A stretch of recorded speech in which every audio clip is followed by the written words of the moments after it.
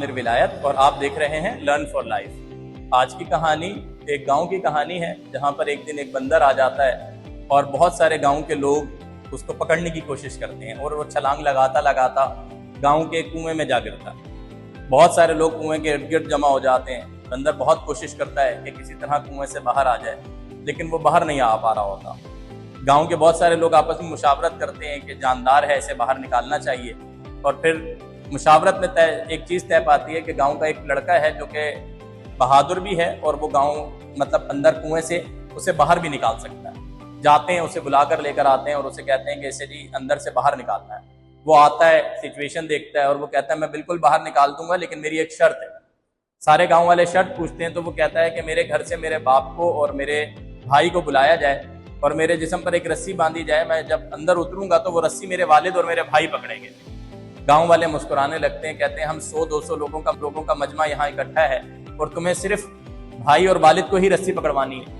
تو وہ مسکراتا ہے اور کہتا ہے جی میری تو یہی شرط ہے، اگر اس پر مانتے ہو تو میں اندر اترتا ہوں، ادروائز آپ کسی اور کو دیکھیں۔ خیر وہ اندر اتر جاتا ہے، اس کے والد آتے ہیں، بھائی آتے ہیں اور وہ کہتے ہیں بیٹا تم اترو، ہم کھڑے رسی پکڑ کے۔ وہ نیچے اترتا ہے، جاتا ہے، ایک ڈول لیتا ہے، اس ڈول کے اندر بندر کو رکھتا ہے اور آہستہ آہستہ رسی کو اس ذریعے اوپر آنے کی کوشش کرتا ہے۔ بندر جیسے ہی اوپر قریب پہنچتا ہے، باہر دیکھتا ہے اتنا بڑا ہنگامہ، اتنے سارے لوگ، اتنے سارے چہرے، تو بندر ڈر جاتا ہے اور ڈر کے مارے کیا کرتا ہے، لوگوں پر اٹیک کر دیتا ہے، لوگوں کو مارنے پڑتا ہے۔ اب جب انہیں مارنے پڑتا ہے تو لوگ ڈر جاتے ہیں اور لوگ جان بچانے کی خاطر ادھر ادھر بھاگنے لگتے ہیں اور یہ بھول جاتے ہیں کہ ہم نے رسی بھی پکڑی ہوئی ہے۔ ہر شخص اپنی جان بچانے لگتا ہے۔ وہ جب لڑکا باہر آتا ہے تو دیکھ کے مسکراتا ہے اور دیکھتا ہے کہ صرف ایک اس کا بھائی اور ایک اس کا والد ہی رسی پکڑ کے کھڑے ہوتے ہیں، باقی سب بھاگ چکے ہوتے ہیں۔ تو باہر نکل کے کہتا ہے میں صحیح کہہ رہا تھا کہ والد اور بھائی کو ہی رسی پکڑانی۔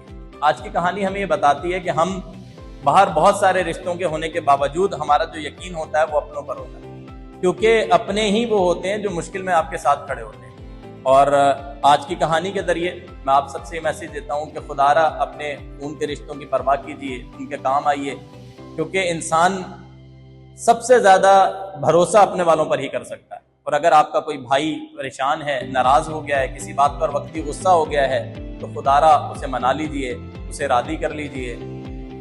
والد پریشان ہیں، ناراض ہیں، ان کے پاؤں پکڑ کر انہیں راضی کر لیجیے۔ اللہ تعالیٰ ہم سب کو اپنے رشتوں کی حفاظت کرنے کی توفیق عطا فرمائے۔ آخر میں مجھے وہ مصرع یاد آتا ہے جس میں وہ کہتا ہے کہ وہ باغ اجڑ جاتے ہیں جن باغوں کے مالی نہیں ہوتے۔ تو ہمارے بڑے اگر ہمارے سر پر ہیں تو یہ ہمارے رب کی ہم پر عطا ہے۔ اللہ تعالیٰ ہم سب کو ایک دوسرے کے لیے آسانیاں پیدا کرنے کی توفیق عطا فرمائے۔ جزاک اللہ خیر۔